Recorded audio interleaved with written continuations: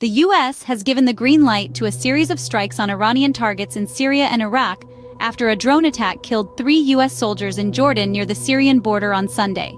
The attack injured 41 other U.S. troops at this military base known as Tower 22. The U.S. Defense Secretary Lloyd Austin said the United States would not tolerate attacks on American troops. This is a dangerous moment in the Middle East.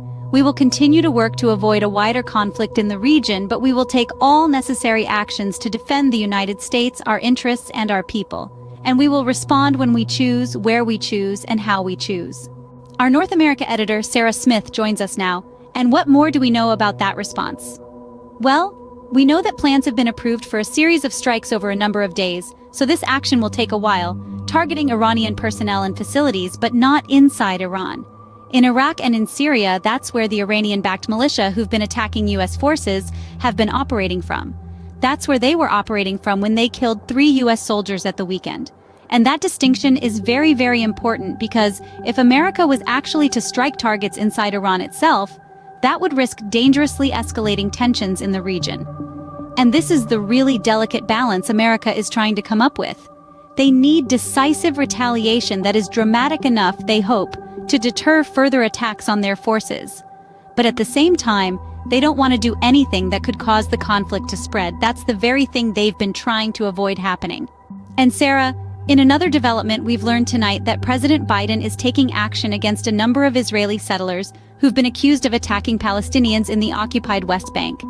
Yeah, this is really unusual. He's signed an executive order, so that means the president can do this all by himself to impose sanctions on just 4, for now, Israeli settlers. And there has been an uptick in violence, some of it deadly, against Palestinians in the West Bank.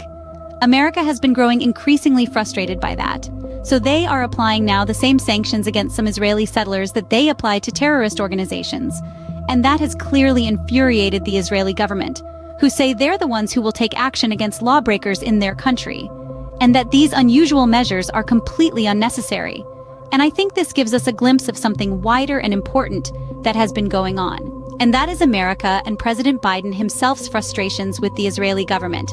They're having constant conversations not just about this, but about the conduct of the war in Gaza. They're having disagreements, and they feel that Benjamin Netanyahu, the Israeli prime minister, is not listening to them, not doing what they ask. And this, I think, just shows us a rare